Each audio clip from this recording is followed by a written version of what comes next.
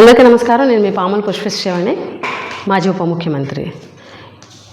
ఏదైతే జగన్మోహన్ రెడ్డి గారి దగ్గర సెక్రటరీగా పనిచేసిన, మాజీ ముఖ్యమంత్రి జగన్మోహన్ రెడ్డి గారి దగ్గర సెక్రటరీగా పనిచేసిన మాజీ ఐఏఎస్ అధికారి ధనంజయ రెడ్డి గారిని, అలాగే జగన్మోహన్ రెడ్డి గారు ఓఎస్డి కృష్ణమోహన్ రెడ్డి గారి అరెస్టులు నిజంగా బాధాకరం.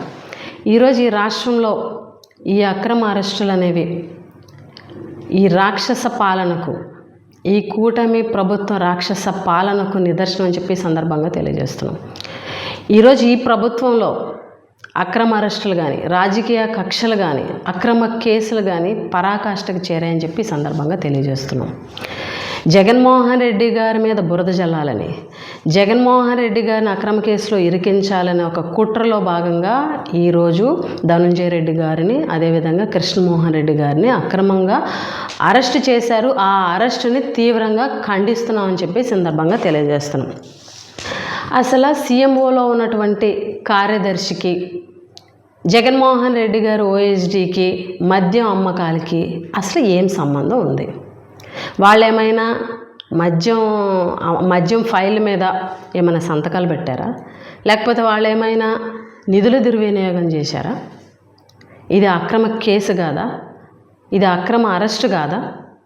కేవలం జగన్మోహన్ రెడ్డి గారి మీద బురద జల్లాలి అన్న ఒక్క దురుద్దేశం మాత్రమే కనిపిస్తుంది. ఈ సంవత్సర కాలంలో ఈ ప్రభుత్వం వచ్చిన తర్వాత వీళ్ళు ప్రజలకు చేసింది ఏమీ లేదు, ఈ రాష్ట్రానికి చేసింది ఏమీ లేదు. ఈ సంవత్సర కాలంలో కేవలం రాజకీయ కక్షలు, అక్రమ కేసులు, అక్రమ అరెస్టులు, డైవర్షన్ పాలిటిక్స్, డైవర్షన్ డ్రామాలు. అందులో భాగమే ఈ లిక్కర్ స్కామ్. కేవలం డైవర్షన్ డ్రామా. అసలు స్కామ్ అని దేన్ని అంటారు? గతంలో 2014 నుంచి 2019 వరకు, అలాగే జగన్మోహన్ రెడ్డి గారి ప్రభుత్వం 19 నుంచి 24 వరకు, ఈ ఏడాది కాలంగా జరిగినటువంటి లిక్కర్ విషయంలో జరిగినటువంటి పాలసీల గురించి మనం ఒకసారి మాట్లాడుకుందాం. గతంలో 2014 నుంచి 2019 వరకు చంద్రబాబు నాయుడు గారు ముఖ్యమంత్రిగా ఉన్నప్పుడు సుమారుగా 4380 మద్యం దుకాణాలు ఉంటే, జగన్మోహన్ రెడ్డి గారు ప్రభుత్వం వచ్చిన తర్వాత 2934 మద్యం దుకాణాలకి కుదించడం జరిగింది. గతంలో ప్రైవేటు వ్యక్తులు మద్యం వ్యాపారం చేస్తే, జగన్మోహన్ రెడ్డి గారి ప్రభుత్వంలో ప్రభుత్వమే మద్యం దుకాణాలు నడపడం జరిగింది. అలాగే గతంలో ప్రైవేటు వ్యక్తులకు అనుకూలంగా పాలసీ ఉంటే, వ్యాపారస్తులకు అనుకూలంగా పాలసీ ఉంటే, లిక్కర్ మాఫియాకి అనుకూలంగా పాలసీ ఉంటే 2014 నుంచి 2019 వరకు చంద్రబాబు నాయుడు గారు ముఖ్యమంత్రిగా ఉన్నప్పుడు జగన్మోహన్ రెడ్డి గారి ప్రభుత్వంలో ప్రభుత్వమే మద్యం దుకాణాలను నడిపింది. పాలసీని ప్రభుత్వ దుకాణాలు అమ్మే విధంగా పాలసీని చేంజ్ చేశారు. అలాగే గతంలో 43,000 బెల్ట్ షాపులు ఉంటే చంద్రబాబు నాయుడు గారి ప్రభుత్వంలో, జగన్మోహన్ రెడ్డి గారి ప్రభుత్వం వచ్చిన తర్వాత 43,000 బెల్ట్ షాపుల్ని రద్దు చేయడం జరిగింది. గతంలో 4,380 పర్మిట్ రూములు ఉంటే, ఆ పర్మిట్ రూములన్నిటినీ కూడా 4,380 పర్మిట్ రూములని కూడా రద్దు చేసి పర్మిట్ రూముల విధానాన్నే తీసేసినటువంటి ప్రభుత్వం జగన్మోహన్ రెడ్డి గారి ప్రభుత్వం. గతంలో చంద్రబాబు నాయుడు గారి ప్రభుత్వంలో 20 డిస్టిలరీస్ ఉంటే, అందులో 14 డిస్టిలరీస్లో కూడా అత్యధిక స్థాయిలో ఉత్పత్తి జరిగే విధంగా ఆ రోజు చర్యలు తీసుకుంటే, జగన్మోహన్ రెడ్డి గారి ప్రభుత్వం వచ్చిన తర్వాత ఒక్క డిస్టిలరీకి కూడా అనుమతి ఇవ్వలేదు. ఉన్న వాటిలో కూడా తక్కువ ఉత్పత్తి జరిగేలాగా చర్యలు తీసుకోవడం జరిగింది. అలాగే గతంలో చంద్రబాబు నాయుడు గారి ప్రభుత్వంలో లెజెండు, పవర్ స్టారు, ప్రెసిడెన్షియల్ మెడల్తో సహా అసలు లేని 200 రకాల మద్యం బ్రాండ్లను చంద్రబాబు నాయుడు గారి ప్రభుత్వం మార్కెట్లోకి ప్రవేశపెట్టింది. జగన్మోహన్ రెడ్డి గారి ప్రభుత్వంలో ఒక్క కొత్త మద్య బ్రాండ్ కూడా ప్రవేశపెట్టలేదు. అలాగే ఈ ఏడాది కాలంగా చంద్రబాబు నాయుడు గారి ప్రభుత్వం, ఈ కూటమి ప్రభుత్వం వచ్చిన తర్వాత ఒకసారి మనం గమనిస్తే,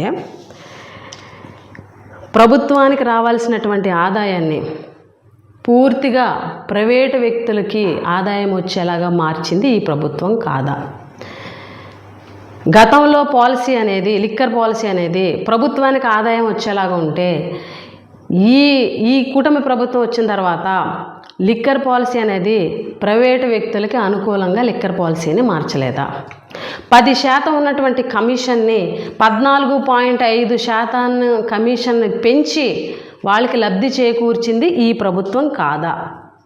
అదేవిధంగా ఈరోజు ఈ రాష్ట్రంలో బెల్ట్ షాపుల ద్వారాగా విచ్చలవిడిగా మద్యం అమ్ముకునేలాగా చేస్తూ ఈరోజు మద్యం వ్యాపారులకి లబ్ధి చేకూర్చేది ఈ ప్రభుత్వం కాదా?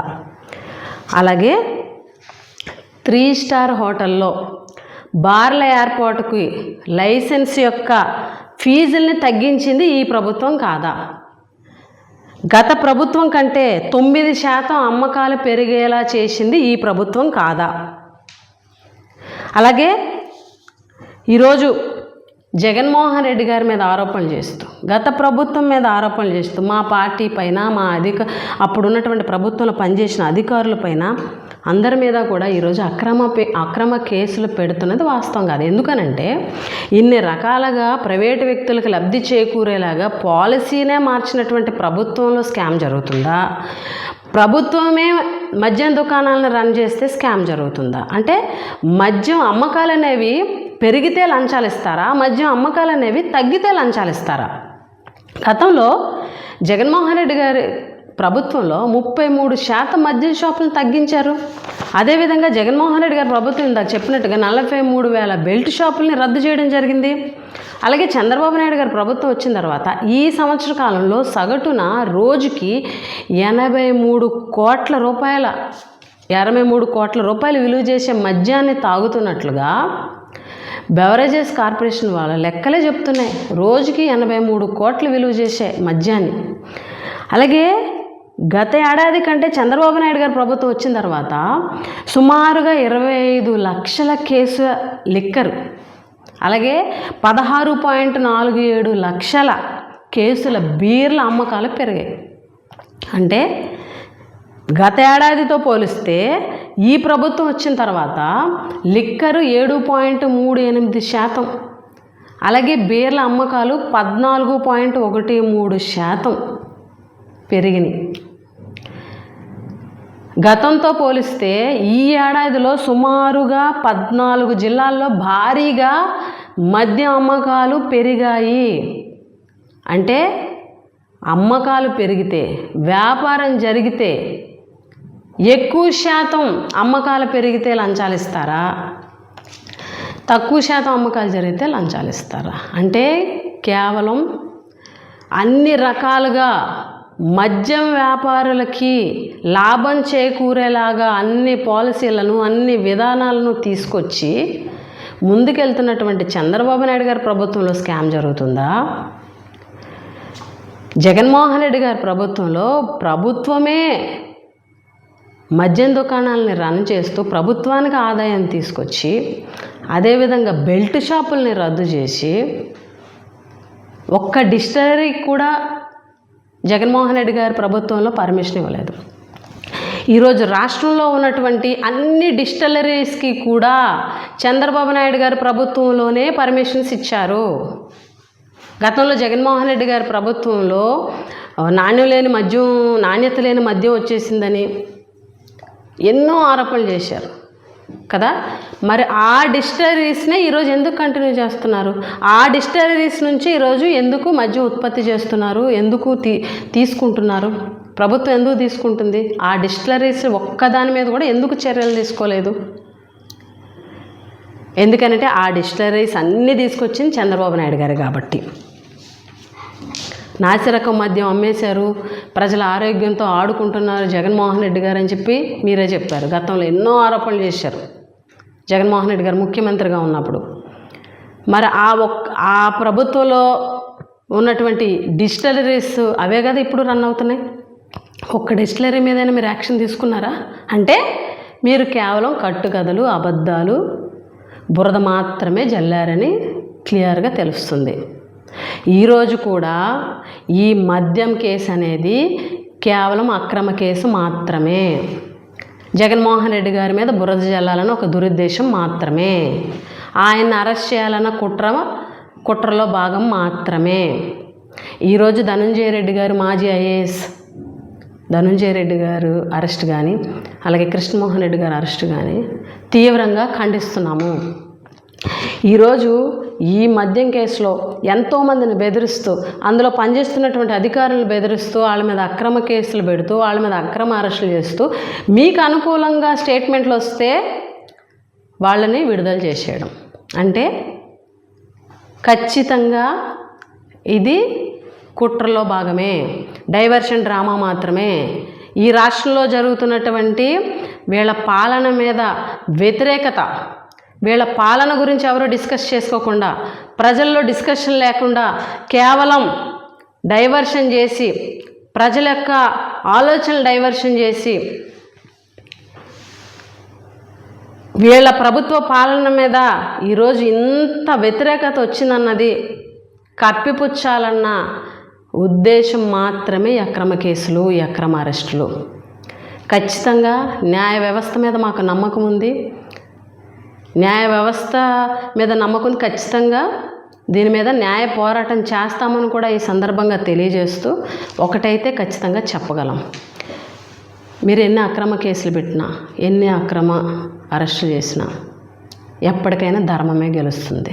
ఏదైతే మీరు అనుకుంటున్నారో మేము చక్కగా డైవర్షన్ చేస్తున్నాము, మా పాలన ఇంత చెత్తగా ఉన్నా కూడా ప్రజలు డిస్కషన్ లేకుండా కేవలం ఇటువంటి అక్రమ అరెస్టుల గురించి, అక్రమ కేసుల గురించి మాట్లాడుకునేలా చేస్తున్నాము అని మీరు ఏదైతే అనుకుంటున్నారో అది మీ భ్రమ మాత్రమే. ప్రజలన్నీ గమనిస్తున్నారు. మీరు చేసేవన్నీ రాజకీయ కక్షలని, అక్రమ అరెస్టులని, మీరు పెట్టేవన్నీ అక్రమ కేసులని ప్రతి ఒక్కరూ గ్రామ స్థాయిలో కూడా ఈరోజు మాట్లాడుకునే విధంగా మీ పరిపాలన ఉందన్నది మీరు గమనించుకోలేకపోతున్నారు. మేము ఖచ్చితంగా న్యాయ పోరాటం చేస్తాము. ఎప్పటికైనా న్యాయమే గెలుస్తుందని నమ్ముతున్నాం. నమస్కారం.